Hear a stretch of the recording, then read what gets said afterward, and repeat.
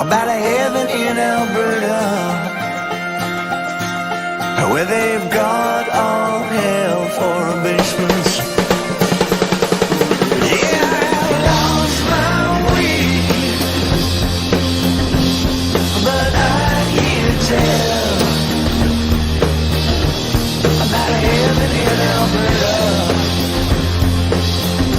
where they've got all hell for a basement.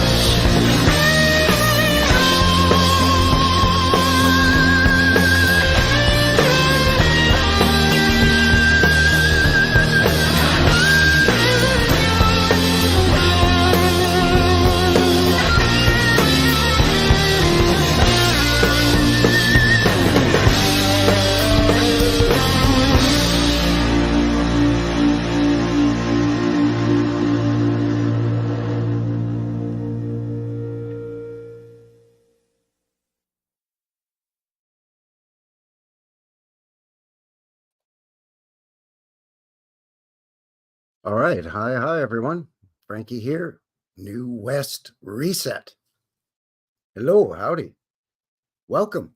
Thank you very much for shooting in, joining me here for another live stream. New West Reset Live, episode 63. So how's everybody doing? Welcome. Where are we at here? Just a skosh past 5 p.m. local time, mountain time here on this Friday, April the 26th. Just shooting right through April. May just around the corner. Lovely day here today. Had a little bit of rain overnight last night. Perfect. Hey, anything but snow is fine by me. And yeah, lovely day today. You know, it's partly cloudy, partly sunny. A bit of a warm breeze. Still pretty decent out there. I hope you're enjoying your weather wherever you are out there. And thanks once again for shooting in and joining old Frankie here for New West Reset Live. Just having a sip of my coffee there. Excuse me. Cheers. Cheers to you.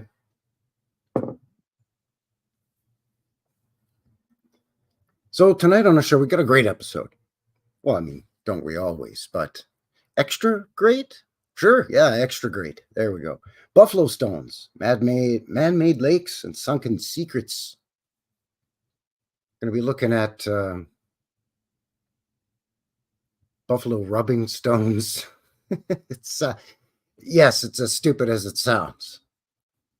Man-made lakes or reservoirs, and what may lie beneath some of these lakes and reservoirs or bodies of water.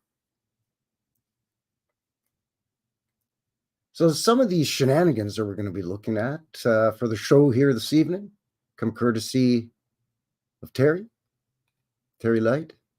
There she is. Howdy.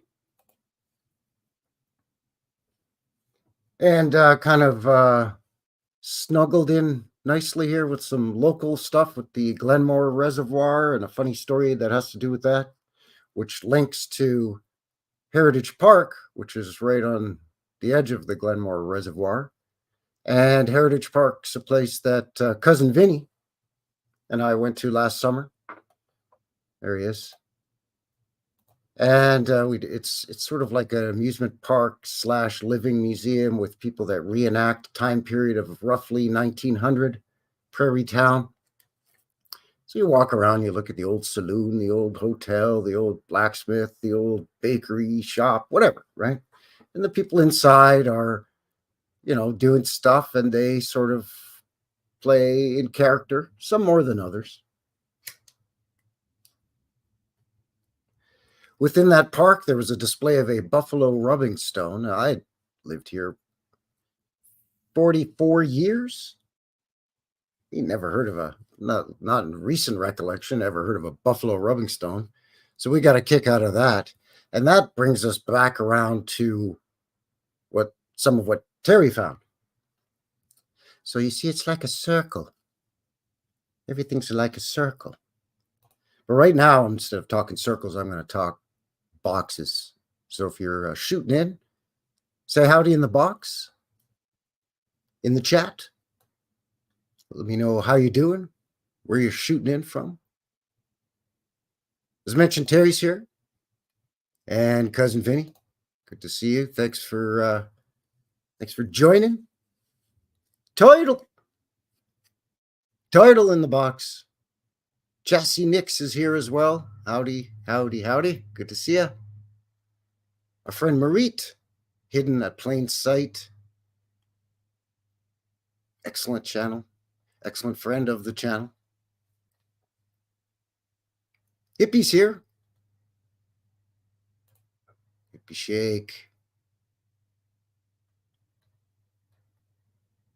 Good to see you. Good to see you again, Hippie, by the way.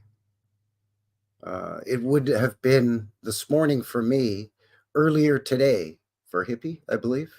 Campbell did a live stream. I was getting ready to go to work this morning, right? I was having my morning breakfast and coffee and whatnot before shooting out the door to go to work. Boop, Campbell's doing a live stream. So, watching, listening, commiserating on that for a bit while getting ready. Just as he ended the stream, boop, I had to go to work a half shift today. This guy's kind of semi-retired-ish. Got home just after 2:30-ish, and did some stuff, and here we are. It's Friday. It's Friday. It's my favorite day of the week. Can't wait each and every week to sit down and chat with you like-minded good people out there instead of, some of the half-brained normies. But that's fine. Zig's here. Hello, hello. My pal Bill, William Pal's in the box as well. A normie will look at some of what we're going to look at here tonight and just be like, yeah, sure. That sounds about right. It's always great to scrutinize these things with people that also have a curious mind and don't just necessarily roll over and expose their belly every time somebody just says something. Yeah, okay, sure, whatever. As long as I get some tummy scritches, I'm good. Maybe a milk bowl? My smoke keeps going out. Sorry. Anyway, links, as per usual, for everything down below, as well as my New West Reset location map, courtesy of Cousin Vinny, BitChute, MeWe, and Rumble, because we are broadcasting simultaneously live over on the fighting platform over there, the Rumble. So howdy to everybody on YouTube and Rumble. If you haven't already, please consider giving a guy one of these. It just helps to push me out into the algorithm a little bit as we make our way to 1,500 subscribers. Almost there. We're like 1,475 plus-ish, 77. 1,477-ish, give or take. So we're almost there. So thank you to everybody who has subscribed, everybody who's tuning in and watching. And if you're watching after the fact, after the live, thank you very much for all of your support as well. Really appreciate it. Leave a guy a comment, say hello. Share the stream. If you want to help a guy out, that's the best way to help the channel. I do have PayPal for anybody that wants to, help pay for a fella's manicure. That's great. But the best way to support the channel is just to interact with a guy. Share, like, leave a comment. The usual hoopla, right? All right. With all that out of the way, thank you. Thank you for joining me. We're going to look at some articles about glacial erratics. That's right, glacial erratics. How's that for a fancy term from a fella, huh? Those big giant boulders that are just out in the middle of, here in this case, bald-ass, flat-ass prairie for the most part. Maybe a bit of some rolling foothills. But, where we grow wheat or have cattle grazing, right? There'll just be this giant boulder the size of, I don't know, a house or a car. And you say, oh, look, it was carried by the glaciers. And then as they melted and receded, they left these giant rocks in the middle of the things, glacial erratics. And you're like, okay. So at the same time, you're saying that, the glacier was like a mile deep. So bazillions of tons. I don't know. I'm not a scientist, but I would assume that a massive glacier that they say covered, 2/3 of North America, that was a mile thick, it would weigh a bit, right? So it crushed everything as it's, uh, progressed and grew. And then later on, as the ice age was coming to an end for whatever reason, I don't know, comets, uh, I don't know, buffalo farts, I don't know, something.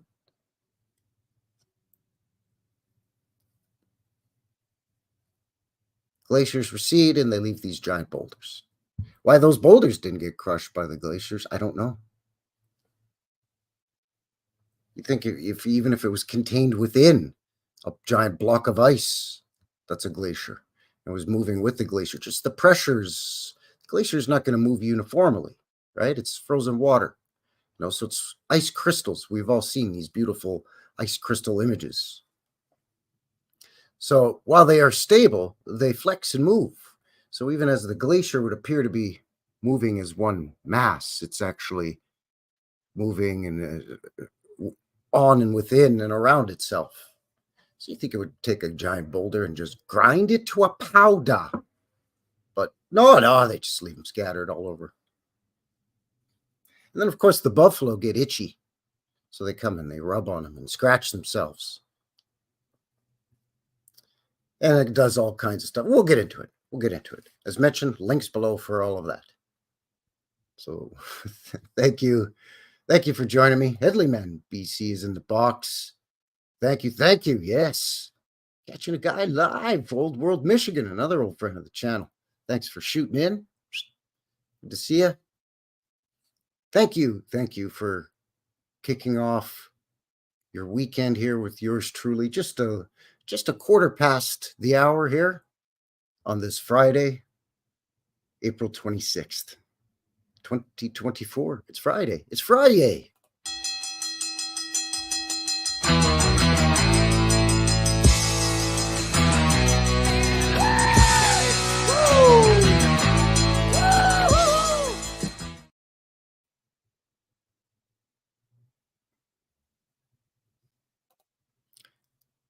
Well, yeah, I mean, it's whether you agree, disagree with the theory or the hypotheses, ice age and giant glaciers or whatnot. So, just playing devil's advocate, and you say, okay, give you the benefit of the doubt that sure, okay, glaciers that were a mile thick or a kilometer thick or whatever.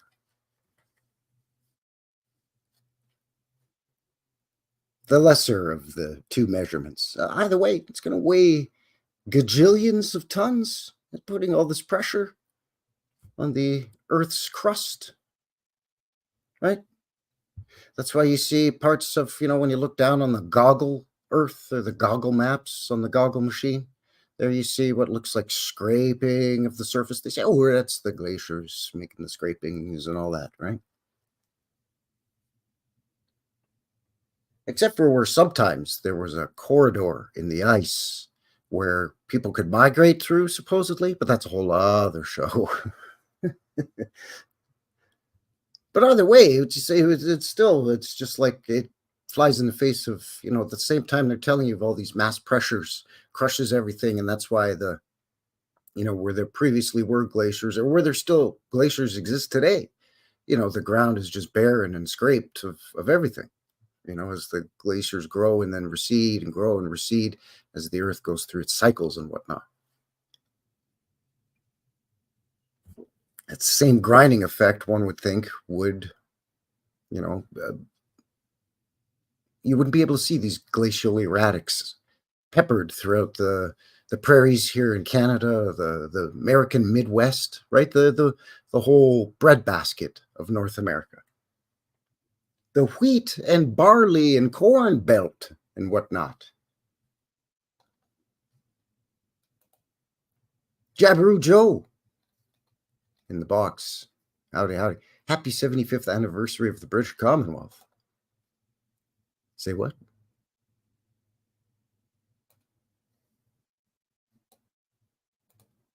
Check out the Devil's Marbles in Australia. No bison were rubbing those suckers. Maybe a rupra. Yeah, well, yeah. Does the land down under have or had bison? By the way, what we call buffalo here is a slang term that's actually Jabberoo Joe's using the correct term, bison. It's actually bison. Vincent using the correct term as well, bison. It's just that for some reason, during the Wild West rootin' tootin' cowboy days here in the prairies in Canada land, the Canadian cowboys just start calling it buffalo. So then the indigenous First Nations peoples, when they were learning to speak English from their native language, started using the term buffalo. But they're not actually buffalo, they're bison, right? I think here in Alberta, we have the prairie bison and then the wood bison that lives a little bit northern in the more wooded areas and not so much in the prairie.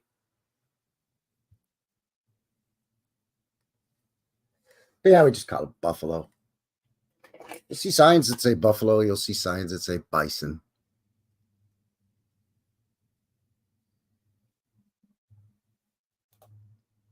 I'm in Old Town, Saginaw, Michigan. Go check out the Saginaw water treatment plant on the goggle. Won't believe it. These water treatment plants are crazy. And the water towers. Where was it?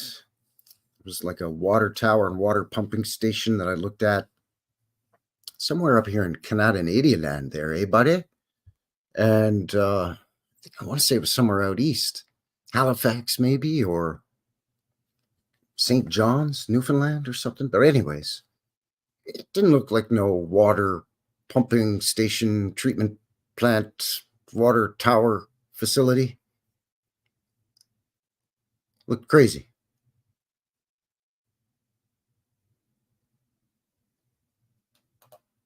Yeah, that's right. They just had to come up. That's what I think too. I mean, I do think that the Earth goes through cycles of warming and cooling periods. I mean, we see that, right? Just the global climate alarmists, raise the flag over every little thing, But that, again, that's a whole other show. But with that said, I don't live in northern Canada. I live in southwestern Alberta, so quite close to the US border, but very close to the Canadian Rockies. We're high in elevation. So we get long, cold winters, lots of snow. And there are winters that have been colder, winters that have been milder. There's summers that have been hotter, summers that have been milder. I can see over a slightly longer timeline how there would be warming trends and cooling trends. There's accounts of this in ancient artwork and books. By ancient, I mean, Middle Ages, Renaissance. These time periods that we were told are, this is the 1400s, this is the 1600s, kind of a thing, right? There's accounts from all across the realm of these similar hiccups in weather. So I could see how at one point there may have been the glaciers that still exist today would have been much larger, widthwise, lengthwise, and in thickness, and would have advanced a lot further as they grew, as they were fed, and as this moisture was feeding these glaciers and freezing. It causes, of course, the water molecules to crystallize, which gives it a larger surface area. Hence, the glacier appears to become larger. And it does grow in mass as well as size. Again, I'm not a scientist, so don't hold a fellow's feet to the fire over any of this. But so, I mean, I can see that. But again, accepting that, how can it carve up the land, but leave these giant boulders that are uncarved? Sometimes they're split beautifully in half, and then they say, oh, well, the ice did that when it was receding. Really, completely perfectly, it's not a jagged crack. Sure, we see that, but, a perfectly split in half rock the size of a building? Odd. So there's just so much weird stuff, right? So yeah, we're gonna have a look at some of the articles that Terri shared. I've got some photos with the Glenmore Reservoir, and the construction of it from 1930, 31 here in Calgary.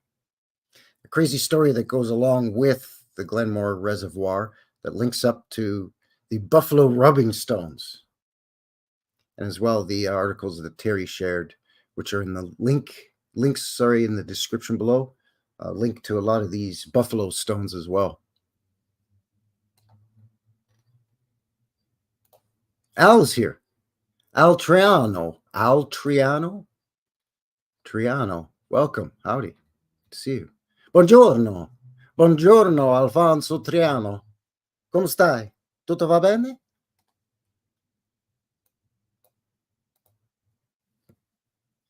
Molto grazie a arrive. Yeah, they almost do look laser cut.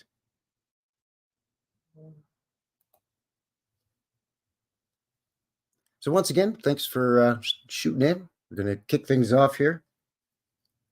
Episode 63, New West Reset Live. Buffalo Stones, Man-Made Lakes, Sunken Secrets. Let's start with these articles. I don't know how Terri, by the way, she worked hard on this. I don't know where she found this stuff. It's goofy and crazy.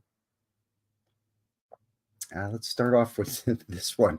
I love the very eye-catching, very hell. Let's call it as we sees it. The very clickbaity title of this article.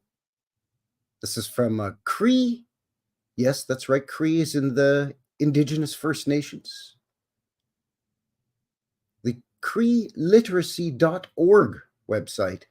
Blown up and 21 meters down. Buffalo Child Stone is sacred as ever.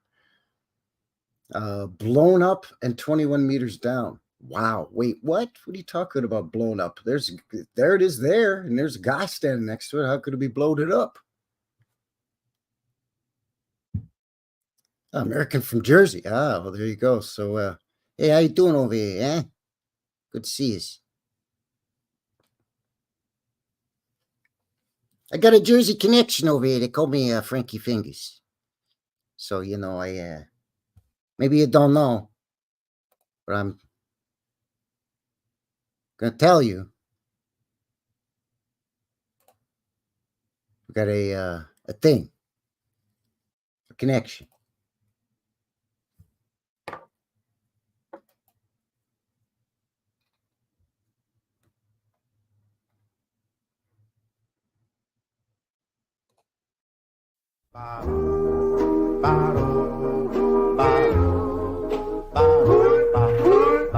So what you're saying is Frankie Fingers is New West Reset? Frankie Fingers is New West Reset. I don't understand. Okay, I've been trying to tell you. Frankie Fingers is New West Reset. New West Reset is Frankie Fingers. So it's the same guy. Yes, it's the same guy, Mutt. What do you think? I've been trying to tell you. Frankie Fingers, New West Reset. Frankie Fingers, New West Reset. Okay? All right, I got it. Jeez.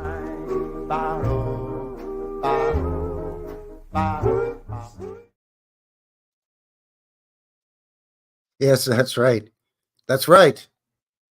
Good to see you. Well, thanks for joining. Three Fingers is here as well. Oh, come on, we like to have fun, right? We like to have a little fun.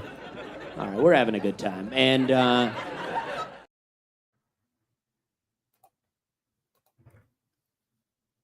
anyway, let's get back to the enough. I mean, the shenanigans is contained within the the articles we're sharing here anyway, so no need to add to the shenanigans pile. Just couldn't resist the opportunity with the Frankie fingers because of the jersey over here. Anyway, so again, from creeliteracy.org, the blown up and 21 meters down Buffalo Child Stone is sacred as ever. From CBC, as it happens, September 5th, 2014. Saskatoon based, that's in Saskatchewan, by the way. Been around the channel for a while, you know that's the mostest funnest city and province in all of Canada, Nadia land to say. Saskatoon, Saskatchewan. God bless him over there. Saskatoon-based diver Stephen Thayer is the first person in nearly 50 years to lay eyes on what remains of an important First Nations sacred site. First Nations, if you're not familiar, is what Canada calls American Indians, Native Indians, Native, Indigenous. We call it, Indigenous First Nations. For hundreds of years, the site, a giant boulder known in Cree as Mastanasini, I butchered that. Mastaseni. There we go. It's probably still not right anyways, but here we go. Moving on. Marked a sacred meeting place in southern Saskatchewan. That's southern Saskatoon, Saskatchewan. You don't say. Anyway, in 1966, government workers blew it up because it stood in the path of a man-made lake that was to be created by a dam. Wait a second. They blew it up because it was going to be in the path of a lake, not a highway or I don't know, some kind of major thoroughfare. I don't know, government building, school, hospital. No, we're gonna put a dam upstream, and there's going to end up being a lake here covering your sacred boulder. So we're going to just blow it up first. Wait, why? Why even bother blowing it up? First of all, why not move it, actually, first of all, which probably would not be ideal for the Cree. They'd probably be like, hey, why are you effing with our sacred stone and moving it? But to blow it up, wow, how the hell did they get permission to do that? Anyways, it's a Buffalo Child Stone. What follows is the story of Buffalo Child Stone as told by Barry Ahanaku to Star Phoenix reporter Hannah Spray about the big rock shaped like a buffalo that sat in the Qu'Appelle Valley before it was blown up in 1966. I don't mean to chuckle. I'm chuckling at the ridiculousness of the fact that they felt that they had to blow this up. I don't really understand, but anyway. I'm going to just skim through this because, again, links below, so you can do a little bit of a deeper dive. But for us, meaning Indigenous people, even though it's underwater and parts of it are underwater, the spirit of it is still there. The spirit of the buffalo child. The buffalo child that was brought up by buffalo, raised by buffalo, as a child that was lost on the prairies a long time ago as a group of people traveled. He thought he was a buffalo. He didn't realize until he got bigger and he seen a reflection of himself as they were drinking water that he looked a lot different than the buffalo. Using buffalo talk, he asked his father, how come he looked so different? His father told him he was actually a human being. They had raised from young. From being a young child, they raised him as a buffalo. They had found him and raised him as a buffalo. So, yeah, there you go. That's a sacred story of the Cree. It goes a long time into the past. So they called it Buffalo Stone because it's, to the Indigenous peoples, it looked like this buffalo child who later on, if you follow, if you click on the link later in the story, it talks about how he eventually, spoilers, he becomes a real buffalo. And then when he, passes on to the next life or to the next plane or whatever, he dies. He goes to the big buffalo prairie in the sky. He sits down and he's shaped like this sort of sitting down buffalo or buffalo child. So I thought that was really interesting, but ridiculous. Because, I mean, I don't know. If you're going to, it's just a lake was going there. Like I said, it's not like it was going to be a highway or, I don't know, a condo building or all the other hinky jackassery stuff. And then what did they end up, of course, then it ends up, it's this lake, right? This reservoir, this lake, provides drinking water for the city and various towns. Sure, I get it, right? They did the same thing in many cities and towns, including here in Calgary. I get it.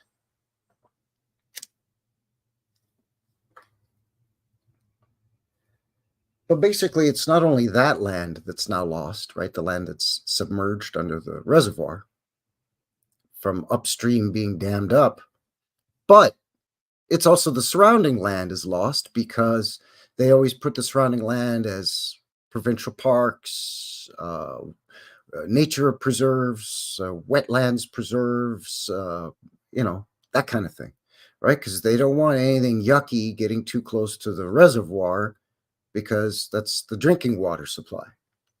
So you're not building a factory on the shores of your reservoir. You see what I'm saying?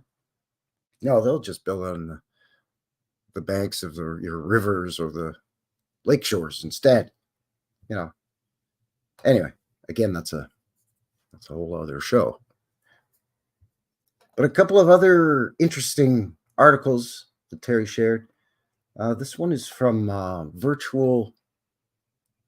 virtualsaskatchewan.com. It's about it's about that rock. Mistissini rock. Man, fella's got to brush up on his Cree, apparently. I do not speak Cree.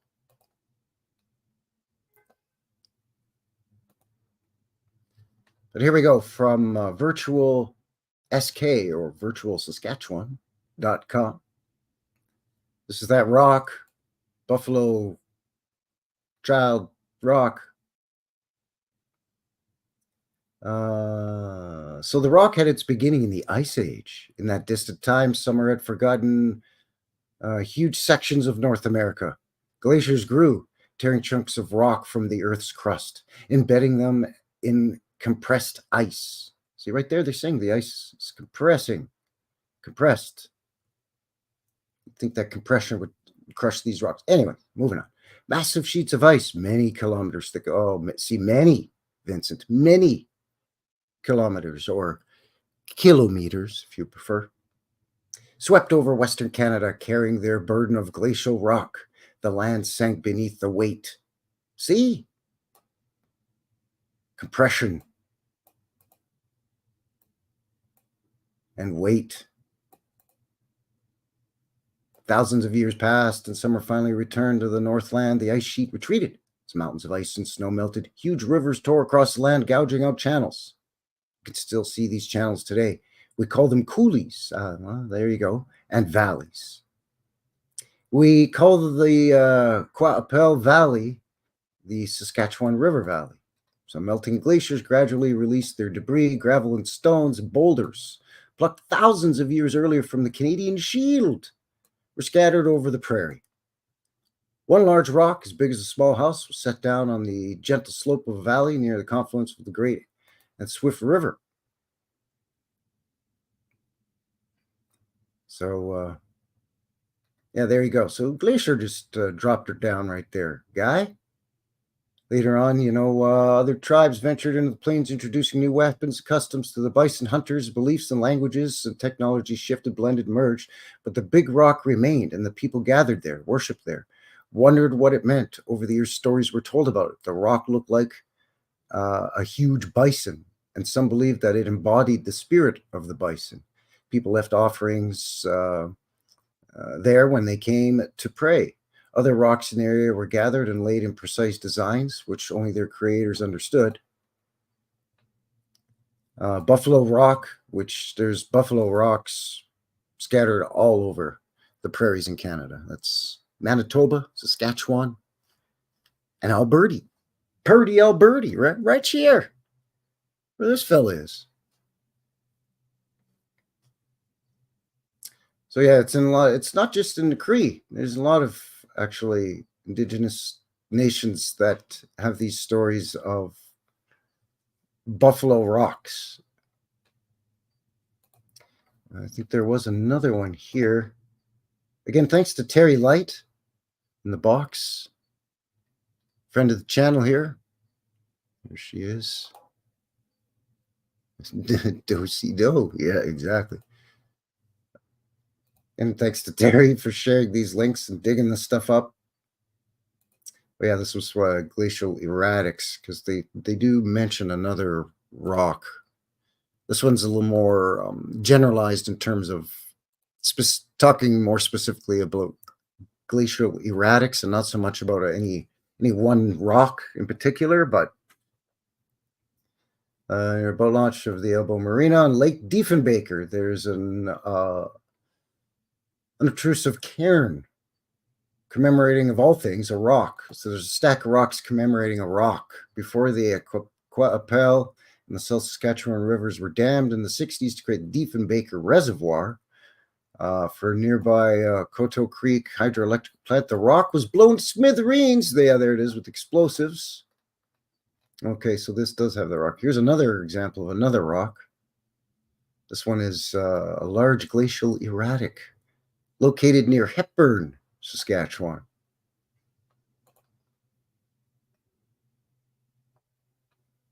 Here's one with petroglyphs on it. Petroglyphs, or rock carvings, adorn the face of this erratic at Herschel.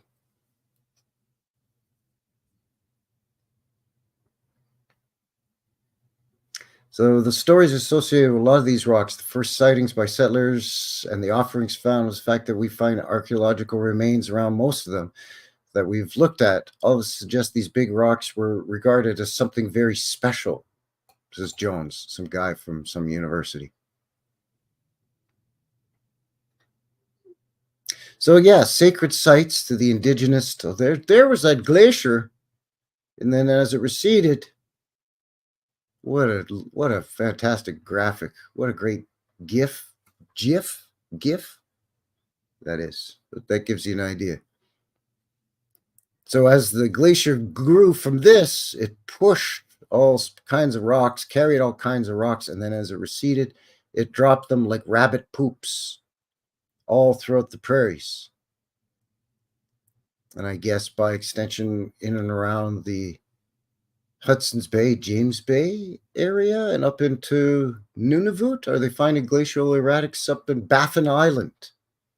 One wonders, by the way, right here, this thing, which we'll see right in a second, right here, Baffin Island. Is there big boulders there as the glaciers had receded? But anyways, very, very interesting articles where, again, they cover off, the Buffalo Child Stone and other buffalo stones, other glacial erratics found throughout the area. Again, more, as they've mentioned in both of these articles, I think, or they allude to anyways, that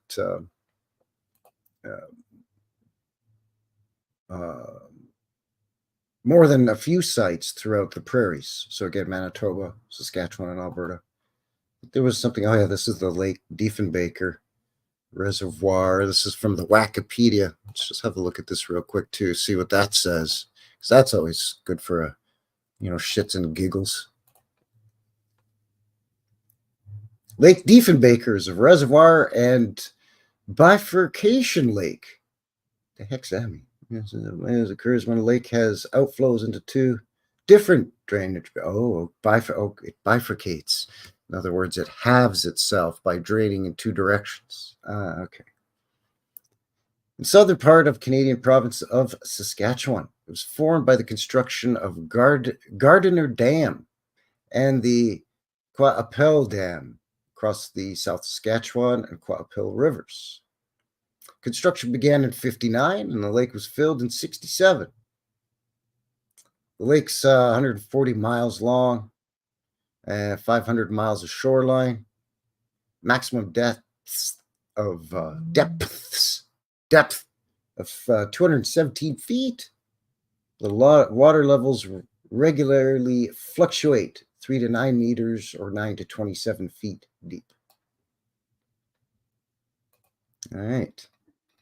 Let's see. Yeah, so there's parks and stuff all around it, right? So it was the rock was sacred, but not sacred enough that they couldn't first blow it to smithereens and then make a lake on it. But the area on the newly formed lake in and around that's sacred enough to put parks and make that into reserves and so weird. Yeah, they have bird area there, and yeah, it's crazy.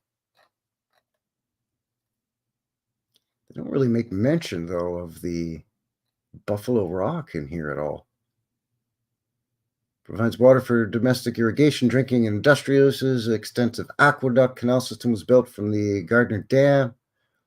Yada, yada, yada. Delwood Reservoir. Manitou Lake. Lake Diefenbaker is the largest body of water in southern Saskatchewan, and it's a man-made lake. Really? Huh. Although Last Mountain Lake is the largest naturally occurring one. The lake was named after, Prime Minister. He's kind of like Canada's version of a president. Oh, look, they showed old Justine Trudeau there. Great. So yeah, there's 3 provincial parks around it and 3 regional parks.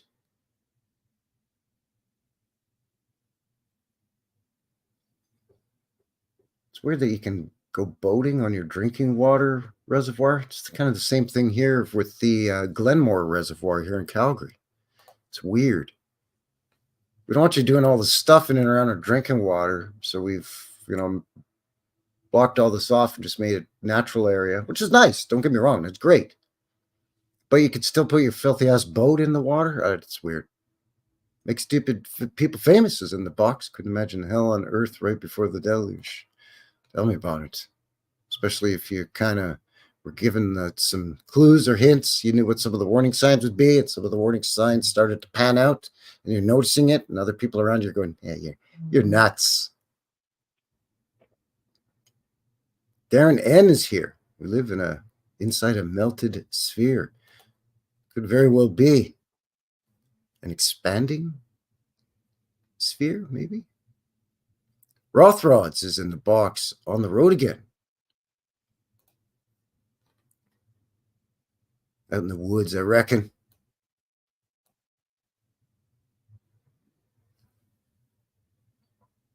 Yeah, fish pee.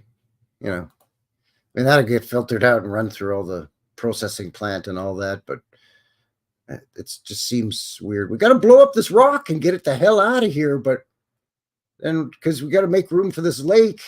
What? Just why blow up the rock? Why? I mean, like I said, they could have moved it, right? That's not ideal. The Cree would not have been happy if they had, gotten a crane and hoisted it into a massive truck and moved it to higher ground, but it would have been better than blasting it and then drowning it. What the F? Why would you do that? And the poor Indigenous people are like, well, it's, even though it's blown to smithereens and the piece or pieces of it are down there, I guess it's still sacred, still a special place for our nation, and meanwhile it's been blown to smithereens. It doesn't make sense. That is the very definition of adding insult to injury, right? To a guy is like they could have just gone upstream, built a dam, flooded, or downstream, I should say, built a dam, flooded the valley or the area, the basin, make this lake and drown the rock, and the Cree would have been like, hey, thanks, dickheads. And that, it's bad enough. But to blow it up first, only to, I don't know. I don't know.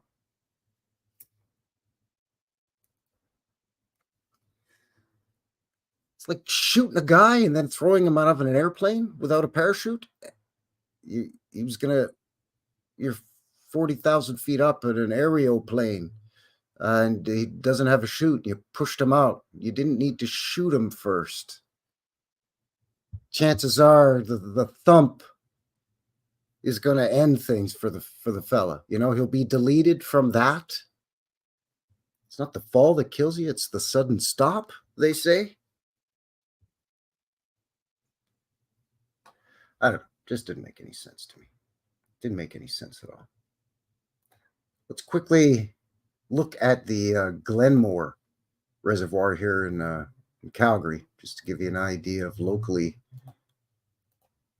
some of the shenanigans with the Glenmore Reservoir. Because Calgary, by the official narrative, isn't that old of a city, right? In terms of even as a town, we started off basically just as a fort in like the 1870s. We didn't even become a town until 1884, and there was only 300 people here. Dang well, most of them were cattle ranchers and farmers. So maybe like 50, 60 people, maybe 100 people to be generous, lived actually in what was the town boundaries, right? There's a boom after the railroad comes in 1886.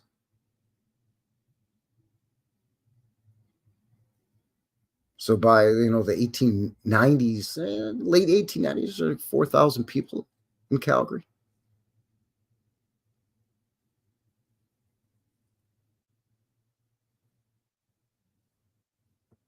But some of these buildings, they look like they were there before the dam for the reservoir was built. Either that or maybe it's just because they don't look like they belong to part of the, what you actually see with the dam the actual structure that holds back the water itself, right? There's always these adjacent buildings, right? We see that with the old Niagara Falls footage and old photos of other huge famous dams, right? I don't know, the famous American dams and other dams across the realm, but a couple that come to mind just because they're, in the new world, like the Hoover Dam and whatnot, right? There's hanky stuff around the narrative of how and when that was built.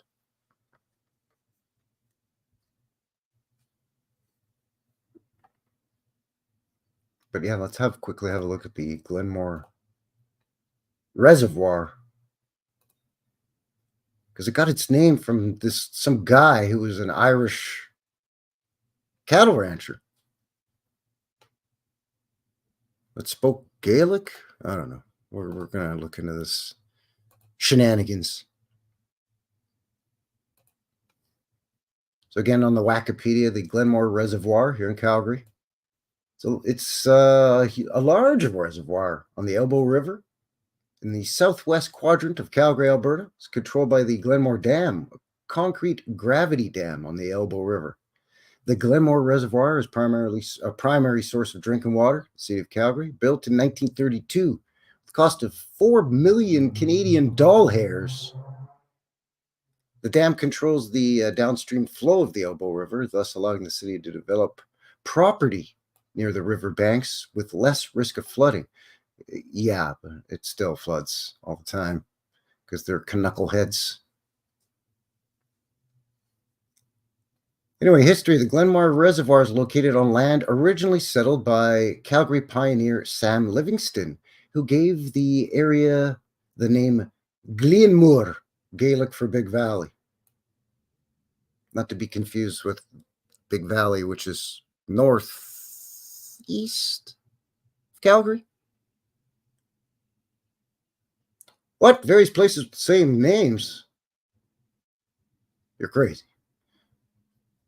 Anyway, the city of Calgary began contemplating the need for a new source of drinking water in the early 1900s because people were noticing that the water in the rivers was just getting increasingly muddy looking.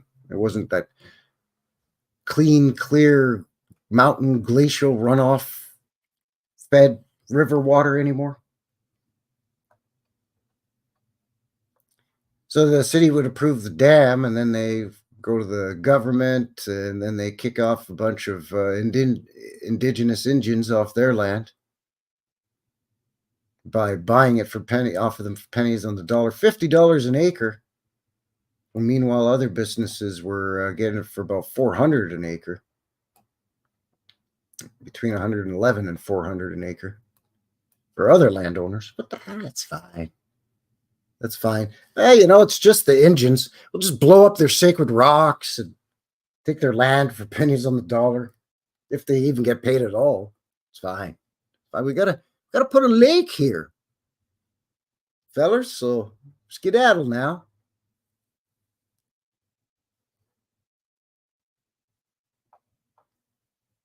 Anyways, the mayor at the time was the first to turn the sod in July of 1930. And in the fall of 31, they began construction of the purification plant.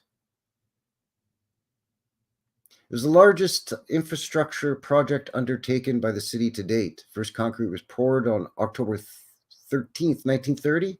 And in the fall of 31, McDermott began construction on the water purification plant.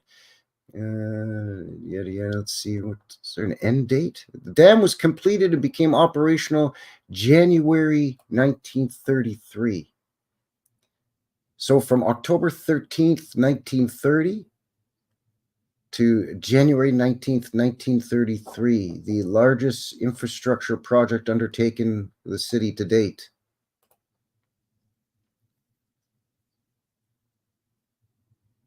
Wow. Okay, sure. When the area flooded by the summer of 33, part of the Livingston House was preserved and now stands in Heritage Park, which borders the reservoir.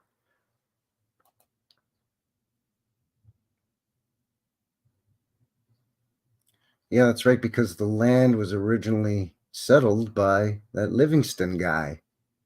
There he is. Born in Ireland, he came to Canada following an unsuccessful venture in the California gold rush of 1849. Oh, so he came all the way from the land of Ireland. The Emerald Isle, you say, righty-tight. It is righty-tight, tiddly-toy across the North Atlantic. Made his way, I guess, to California somehow. Old Paddy McShamus. Samuel Henry Harkwood Livingston. And then, oh, no luck striking a gold here. Right-a-tight, tiddly-toy, up to outside of Calgary, Alberta. All right, I'll just become a cattle farmer. It's fine. Anyway, let's, we might as well look at this guy. Born in Ireland, unsuccessful venture, gold rush, eventually found his way to Jumping Pound. Oh, I know where that is. There's good fish in there. Northwest Territories. Yeah, what's now Alberta, but then it was called Northwest Territories. In 1873, he opened a trading post. He was going to settle near the confluence of the Bow and Elbow Rivers in 1875, but when the Mounties kicked him out of there and to build the fort, apparently, then he had to move. He had to up and move and pull up stakes, and he went up the Elbow River to the current location of where the Glenmore Reservoir is now. So somewhere under that lake is where this guy lived. This is where his ranch was. When the Glenmore Dam was built and flooded the area, part of Livingston's house was preserved and now stands at Heritage Park. There it is. Sam Livingston was an important man to Alberta's history. The Glenmore Reservoir gets his name from Sam, too. Sam and Jane started a school on their farm that Sam named Glenmore School after a place in Ireland. Glenmore is a village in the county of Kilkenny and quite close to his birthplace in the county Wicklow. Okay. Sure. They married in 1865 and settled at Fort Victoria for a while. It's near Smoky Lake, Alberta. Oh, it was a Hudson's Bay trading post town. Well, big surprise there. Then he moved his operations southwards to be closer to trade with the Plains Indians. He was doing business near the Roman Catholic mission, Our Lady of Peace, on the Elbow River in the summer of 1876. That's in Rouleauville. That's that stone building area that I did a mudflood walkabout tour of 2 summers ago now, I believe. Rouleauville. It was a French Catholic mission settlement before Calgary was even really a town or anything. And there's quite a few stone buildings there, and there was a big church there, which they since had to knock down because the 2 beautiful tall tower spires with the onion domes on top were deemed structurally unsafe. So they had to knock the whole thing down in I believe in the early 50s and build a new one. No, was it the 40s, 30s, 40s, 50s? I don't know. Anyway, so he settled in Rouleauville. Then he moved his family closer to Fort Calgary, the newly established Northwest Mounted Police post on the river. Here in 1876, he began cultivation with John Glenn, one of the first farmers in the area. He was a great innovator who brought the first examples of mechanized equipment to farming in the Calgary area. Some people call Sam Livingston Calgary's first citizen, but George Cliff King is also given that title. In fact, John Glenn was not that John Glenn that went up into not outer space. It was the first documented European settler in Calgary area in 1873. In 1872, Alexis Cardinal Métis, that's half Indian, half paleface, had built a shack for Father Constantine Scullin in March 73. So they're giving us all kinds of dates for who was the first. Who cares? More about the Sam Livingston here. The interesting thing is there's a Livingston fish hatchery named after him, and he didn't have anything to do with fishing. He was farming and ranching, so that's weird. Very, very strange. Hey, Maggot's in the box. Howdy, howdy, Maggot. Good to see you. Thanks for shooting in. Thanks to everybody, by the way. Thank you once again for shooting in and joining a fella here. Frankie at New West Reset, New West Reset Live. This is episode 63 here. We're looking at buffalo stones and man-made lakes and reservoirs and what may be sunken underneath. Links for everything in the description box below, and a special thank you to Terri Light for doing a lot of the research and sharing links, which are down below there, finding these links and kind of puzzle piecing together. So what should we do next? Should we look at, I think I have there's, one last article here real quick. It's more about that Sam guy, that Sam Livingston feller. Then we'll do is we'll take a mid-show break, and I'll give you a sneak peek at your midweek coming up. And then we'll come back and we'll look at some photographs and some more shenanigans. But let's see what we've got here. Oops, wait, hold it. There it is, Sam Livingston, the Irish and Alberta. This is from heritagepark.ca. So you got to kind of take this with a grain of salt because they have a vested interest in the narrative here, in the sense that supposedly one of the buildings that's at Heritage Park, again, which is sort of a amusement park / living museum that has actors that the park has put together, like a roughly circa 1900 prairie town, steam trains and old churches and stuff. Your local, I don't know, switchboard operator, the telegraph and early telephone use and all of that stuff, right? And they have people that work in the park that dress in period costume, and some of them sort of are hired to be in character. Some are kind of more, they're like tour guides essentially. And you can look at these buildings and walk in and out of them. And supposedly they've all been moved there from elsewhere. And one of the buildings that's in Heritage Park is this Sam Livingston's house, supposedly. Let's have a look at this here. Again, Sam Livingston, the Irish, and Alberta. So from the 1870s on, Calgary and many other parts of southern Alberta experienced an influx of mostly prosperous Irish people who looked to make their life as ranchers. Really, so they're mostly prosperous. And they want to move out to this dusty sage scrub brush, desolate prairie. Okay, sure. Unlike their countrymen who came to the east coast of Canada hundreds of years before, many of these people were well-resourced, and some of them were even university graduates. While they flocked to southern Alberta in droves, many of the Irish who settled here concentrated into the southeast of Calgary, many staying in the McLeod district after serving with the Northwest Mounted Police, later the RCMP. That's our National Police Force. But it is based on the Irish constabulary. Our police officers in the RCMP are constables. At least that's from what I understand. But anyway, moving on here. While some were attracted to railway construction and mining jobs, Sam Livingston had other ideas in mind. Born in Ireland in 1831, he came to Canada after a failed endeavor. Yeah, gold rush. Sure. Okay. Jumping Pound, okay. Calgary, after establishing his home at the confluence of the Bow and Ottawa. The arrival of the Northwest Mounted Police and establishment of Fort Calgary, so it forced him to move. So again, he was there first. And they said, no, we're going to build a fort here, buddy. Get now. Go on now. Scat. Get. Sam and Jane were important to Calgary's history, giving the Glenmore Reservoir its name. They started a school there again, the school on the land, calling it Glenmore School. After placing an island close to Livingston home barn were relocated. Also, now it's their home and barn.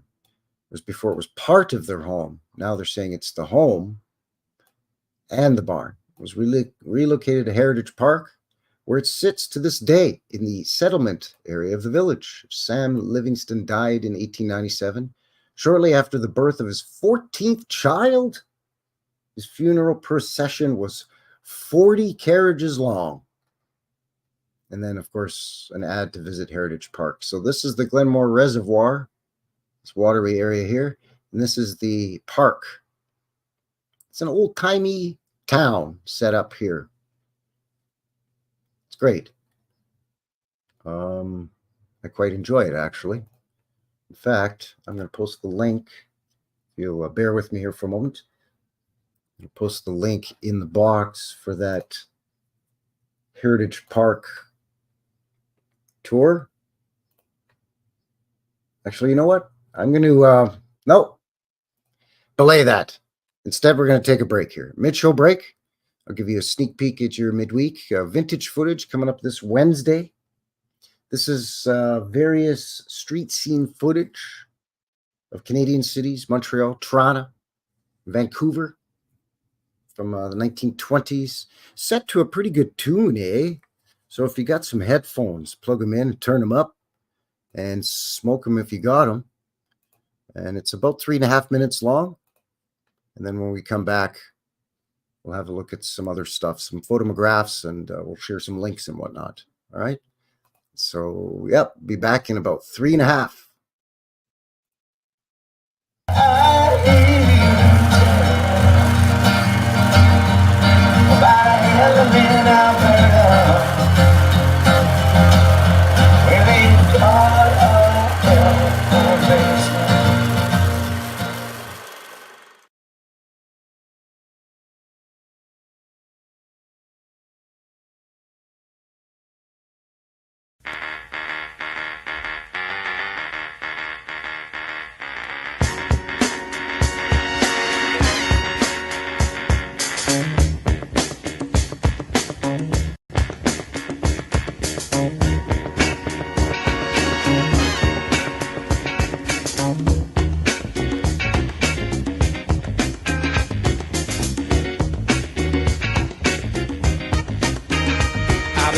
right place, but it must have been the wrong time.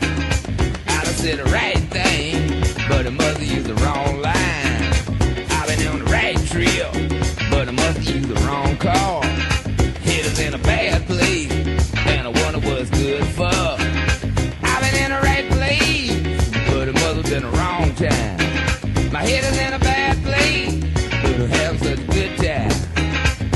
I've been running, trying to get hung up in my mind. Just got to give myself a good talking to this time.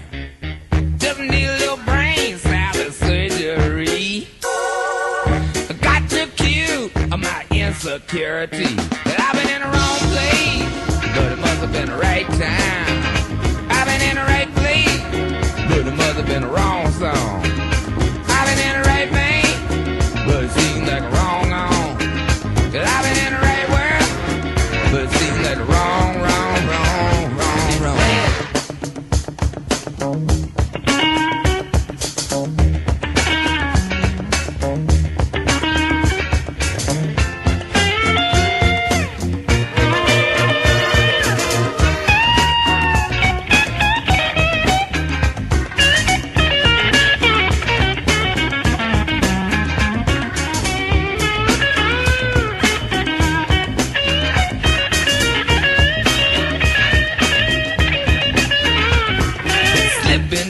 Sneaking, peeping, hiding out down the street. See my life shaking with every who I meet. Refried confusion is making itself clear. Wonder which way do I go to get on out of here? Cause I've been in the right place, but it must have been the wrong time. And I done said the right thing, but it must have used the wrong line. I took the right road, but it must have took a wrong turn. Took a right move, but I made it at the wrong time. I went in the right trail, but I made it in the wrong call. My head is in a good place, and I wonder what's bad for.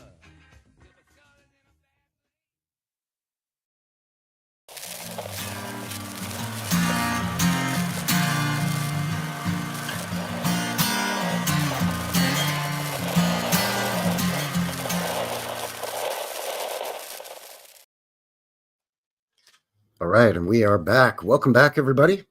Once again, thank you once again for shooting in. John and a fella here for another one, New West Reset Live, episode 63. That was a little bit of right place, wrong time, Dr. John. Dr. John. I was in the right place, but it must have been the wrong time. Great track and great footage. So thank you for joining me here. Once again, as a reminder, links for everything we covered at the first half of the show here in the description below, as well as a guy's email if you want to send me some ideas or share some photos. MeWe is on there as well. BitChute and Rumble, which of course, howdy to everybody on YouTube and on Rumble, as we're broadcasting simultaneously live on both Rumble and the HooTubes. The feller's PayPal is down in there too if you want to help me get a manicure or buy some fingerless gloves or something. I don't know.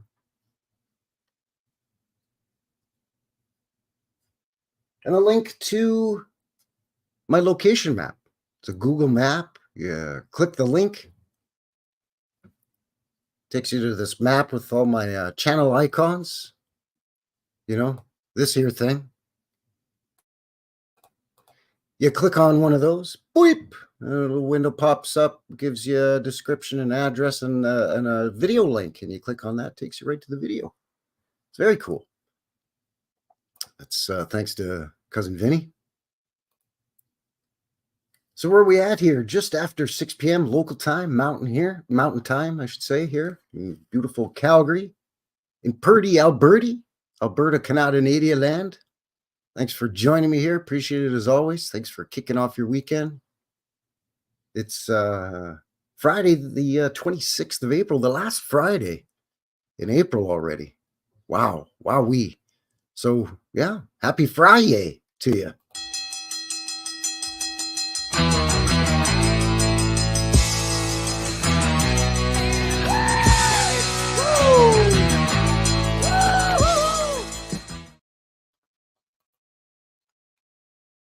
So before the break, we were talking about the Glenmore Reservoir here in Calgary. That was the largest infrastructure construction project the city had undertaken thus far, but they did it in under 3 years. In the 1930s. The Great Depression and whatnot, and the Dust Bowl and all that, because we had that up here too. Calgary, Southern Alberta in general, even Central Alberta, going all the way up to Edmonton there.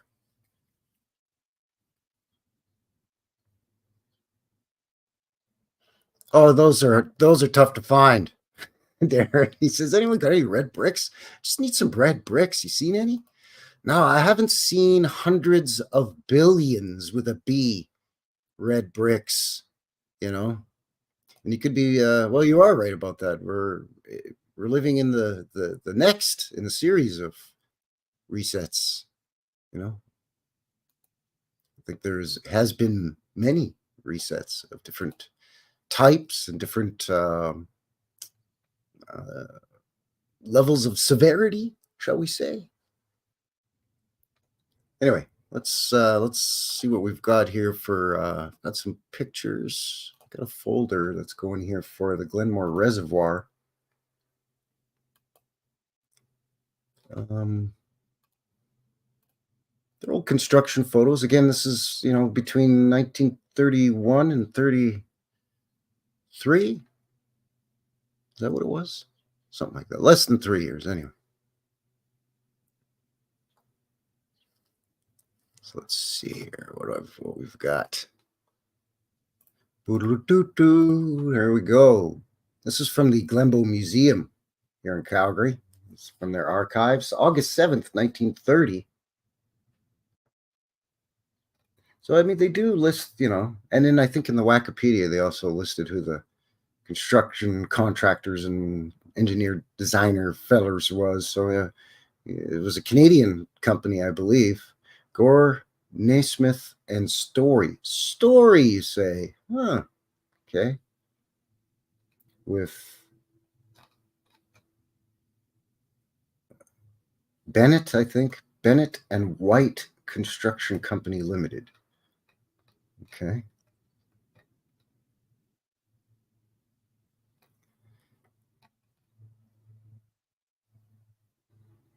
Some pretty fierce looking old trucks here. And it looks like a pile of earthworks right now, but I guess here maybe something going on here. I don't know. I'm not an engineer. I don't have much construction in my background, but I have worked a few years in construction, but not enough to be able to tell you what stage this is at. I mean, it's pretty early on, so it's a little bit more. It's 1932, so a year and a bit later. Already pretty much fairly completed, almost. Just some crud piled up over here and some cleanup work to do, maybe, but not really sure what this is all about, but okay.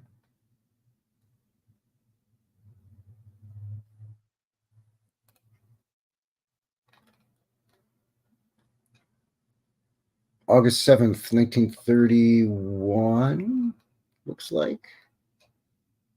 This is from the City of Calgary website, so not the museum, but the city itself.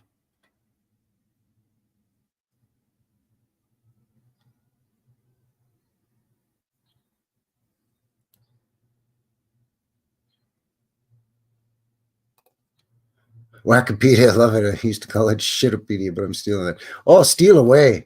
Because it's wackier than, well, it's just wacky. So, it's Wikipedia. August 31. Wait, wasn't this previous one, Joe? August of 31. Right? August 7th, 1931.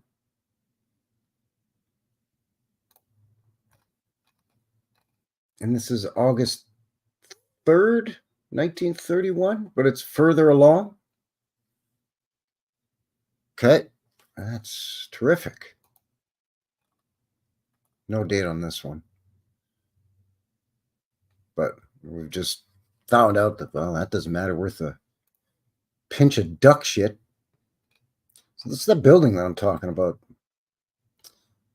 You know, because if it's a water treatment center or a pumping station of some kind, I mean, you got to have like tons of portals on the darn thing. And, you know, you gotta have it as a mud flooder, I guess, where your main floor on the back end is your second floor on the front side. And then I have no idea what this funny looking, looks like the remnants of an old building, and you know, maybe they knocked down and just left this. I don't know. I don't know. Admittedly, I've never actually gone out to, and a fellow's gonna put a pin in it. Boop! Gonna stick a pin in going to the Glenmore Reservoir. I don't know. Maybe this summer. Maybe I'll put it on the back burner for next summer. But I mean, it's not far from here, really. I've been to the site, but I haven't done boots on the ground there with my critical eye. You know, I've gone for bike ride. There's the Calgary bike pathway system that's like hundreds of kilometers throughout the city and around the city. It goes around the Glenmore Reservoir, of course. So I've been around it, but I've never, you know, gone and looked around at these buildings. Here's a shot of the interior. Not the best, unfortunately. It gets a little pickleated when a fellow zooms in a bit, but, you know, vaulted ceilings here, really tall. You know, you got to have a hallway here that's 2 floors high for some reason.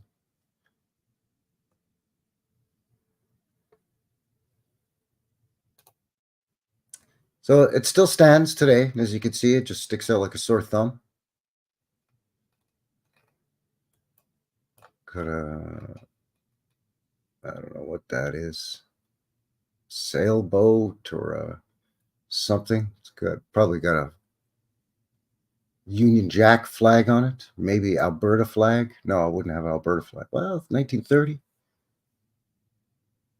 I have Alberta flag. But yeah, a beautiful old building, but just very unusual. You know, not super elaborate, but I mean, there is some of this dog tooth or sawtooth. But who knows? Maybe it was more embellished at one time, and when they were building the dam, they took down some of the, you know, maybe it had more crests, cartouches on it, or maybe it had, I don't know. You know, we often see those, they look like urns, or, I mean, if this is close to what is now a body of water, you know, they could have easily had the Phoenician shells on it and all of that. I mean, even prior to the reservoir being here, the Bow River passes by here, or the Elbow River. So this is Livingston House. This is his house here. But there's another building here. There's, I'm guessing they're going to say this is his barn, or maybe this is his barn.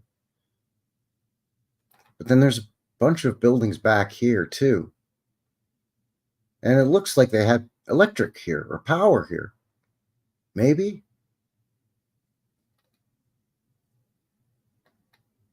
But again, it gets a little pickleated if I zoom in too much, because this was just a tiny little photo from these damn Glenbow Museum archives. There are such tiny photos, but it looks like there's definitely more than one building back here. I mean, yeah, these are trees for sure. These are trees, but back here, I mean, this is definitely the pitched roof of a building here. They did say they had a school there. So I don't know if this is a school or one of these buildings back here, or is the school, I don't know. Because if his ranch was large enough and he had enough full-time ranch hands that lived on his property, they would have housing and perhaps a school and a church. So this could even have been almost like a little hamlet. But there's no way to ever know now because this is all gone. Apparently, this was moved pre-construction of the dam and flooding this. So pre-1933, this was moved.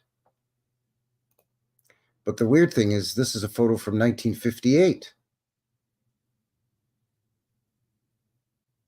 So was it moved for the reservoir or not? Like they say it was moved to Heritage Park, but Heritage Park didn't start until the 1970s, I believe. In fact, hang on a second. I'm just gonna Google that actually real quick here. Now, let's see, just when did Heritage Park Calgary open? Question mark, because you got to be real specific. 1964. So did they move it in 1964 to Heritage Park? But they said that this is now where the Glenmore Reservoir is. This is all underwater now. And this was taken in 58, but they said that.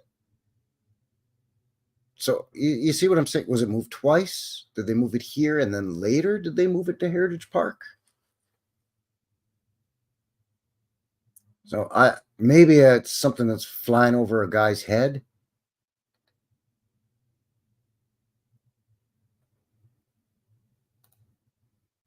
And this is it at Heritage Park. So this maybe, although it looks like it's been whitewashed or painted, but okay. I mean, if you take away this covered porch or veranda or whatever, it's probably a porch. This looks like a porch with sort of a covered, you want your snow to slide off there in the wintertime there, eh, bud? And then in the summer, shedding rain, water. You'd probably want to catch a lot of that water. But anyway, you take away all this song and dance and you get this. Well, that I can see. But they're also saying that this is the Livingston House, 1958. Is it mislabeled? It's possible.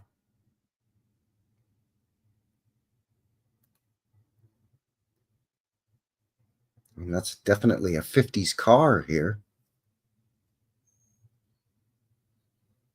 So, and there's the guy right there, this crazy-eyed, beady-eyed, this guy that looks like, what's that crazy prospector guy's name in that show, Grizzly Adams? Remember that show, Grizzly Adams? Was it Dan Haggerty playing the part of Grizzly Adams? Then he had the crazy old prospector with the donkey. Come on now, number 7. Doesn't he look like a wild-eyed mountain man? Like what we're told, anyway. Like, no disrespect to the Livingstons or anything here. I'm just saying, this is a photo labeled that it's that Livingston guy. And he just looks a little unsettling there in the old ocular sphericals to a fella is all. Curtis says Homeless Joe. I don't think that was his name, but this guy, yeah, he could pass for a homeless Joe. So this apparently is an official document of the Weaselhead Road and Priddis Trail, which sort of cut off the land because they bought a big portion of the land for the Glenmore Reservoir. This apparently is, it's got all kinds of official signatures. Alberta Land Surveyor, Commissioner for Alberta, all kinds of signatures and stamps on it. April 30th, 1934.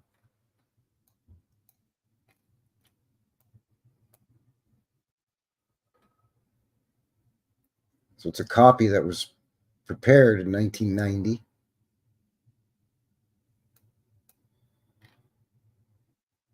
The Indian Affairs Survey, 1952. But it was built in the 30s, which means they would have had to have dealt with what they're still calling Indians, but the Sarsi, what's now known as the Tsutsina Reserve. would have dealt with them to purchase the land way before 1952.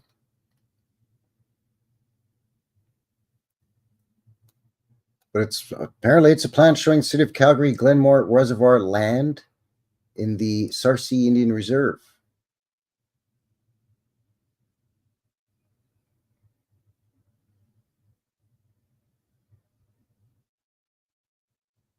So I don't know. I'm just finding lots and lots of. He's got the Jake leg. You get lost in the beard. You get lost in the eyes too. Yeah, he's got the creepy, not quite right AI eyes. AI eyes. Aye. All right, let's get into some buffalo rubbing stones here for a second. Because again, getting back to these reservoirs, man-made lakes, there was that article for what is now Lake Diefenbaker. There was the Buffalo Child Stone that, well, this could end up being the big man-made lake reservoir here, so we got to get rid of that stone. Should we move it? Nah. What should we do? Just flood the valley and just let it be, submerged 40 feet below? No, let's blow it up first. Then we'll flood it. Wait, what? Nothing like pissing in the faces of the indigenous sacred sites, for crying out loud. But this is Preserve Our Heritage, Buffalo Rubbing Stone. The large granite boulder near this point is a natural monument to the great herds of bison that once ranged over the entire prairie and aspen parkland. The rock itself is a glacial erratic. There it is right there. It's in this giant tablet, so you know it's got to be as true as the 10 Commandments. It originated in the Canadian Shield. That sounds so familiar. At least 300 miles north of here. Lichens encrust the surface of the rock, except on those portions that were polished by rubbing. Period. Sorry. In summer, plagued by floods of mosquitoes and biting flies, the bison sought boulders or tree trunks on which to rub and soothe their tortured hides. In spring, they removed their heavy winter wool in the same manner. Yeah, they would shed the woolen portions of their fur or hide. And in the fall, it gets thick again. It's almost like an extra layer. Anyway, over centuries of use, the stones became, this is Cousin Vinny's favorite part of the whole story. Over centuries of use, the stones become polished and ringed by a crater like deep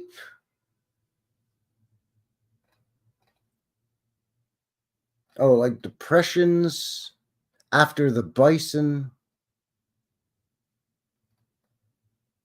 Like depressions. Okay, sorry. Ringed by a crater like depression.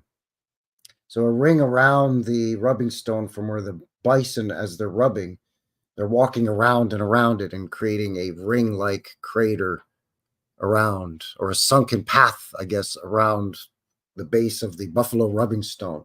Kind of like Conan the Barbarian. When he's pushing the wheel around and around and around and around. Eventually he wears down a path. Same idea. Just like Conan. They could easily call this a Conan rubbing stone. Anyway, so crater-like depression. After the bison disappeared,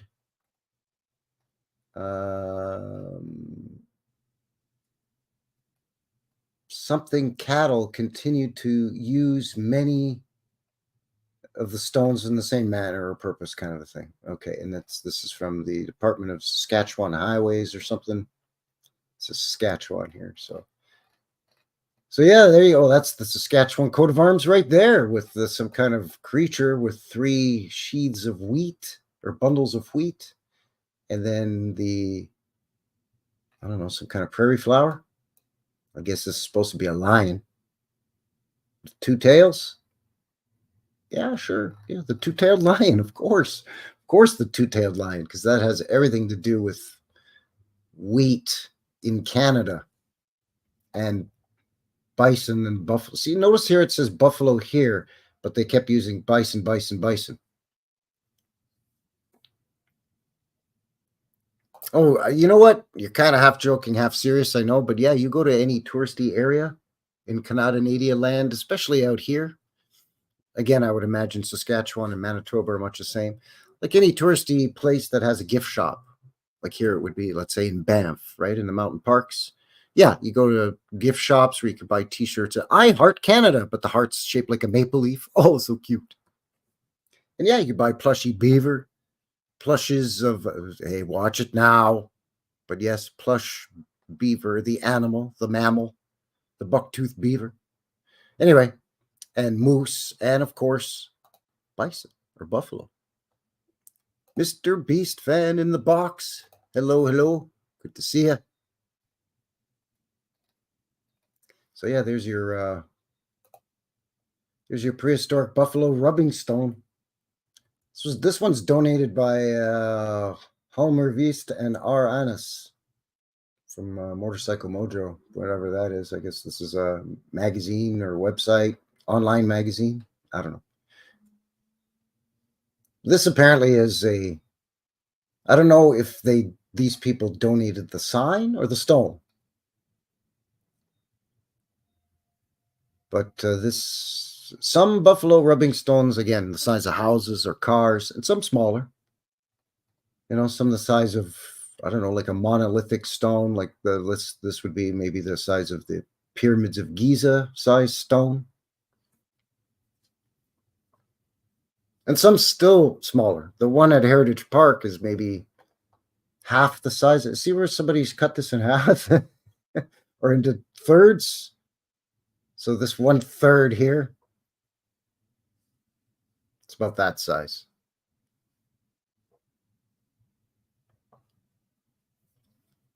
Yeah, that's right. They rubbed it into a cube, or they rubbed it square. They rubbed it so it has 90-degree angles. Yes, thank you very much. If you haven't already, give the fellow one of these. Make sure you're subscribed. You're still subscribed. If you're already subscribed, thank you very much. Appreciate it.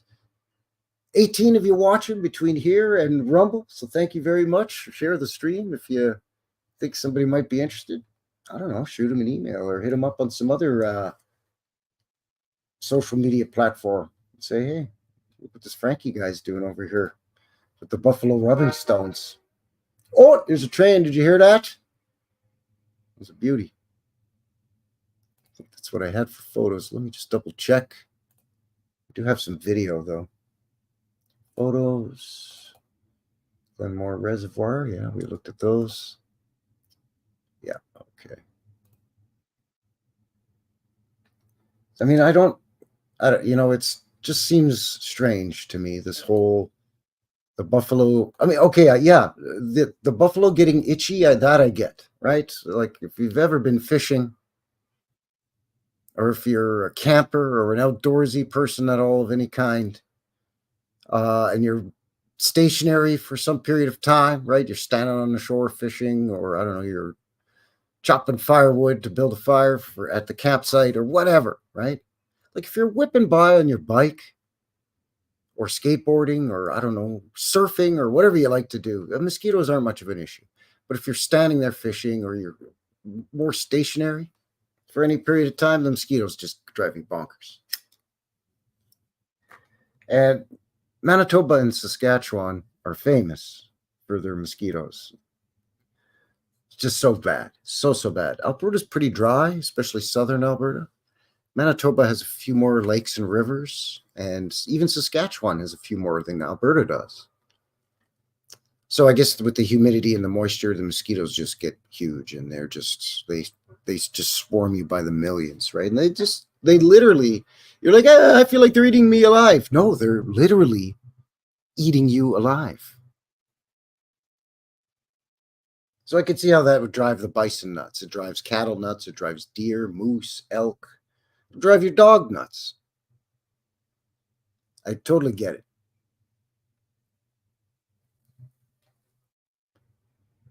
And I could see how, because I've seen it in the wild, how large wild animals, whether it's elk or deer or even bears, rub up against trees when they're itchy.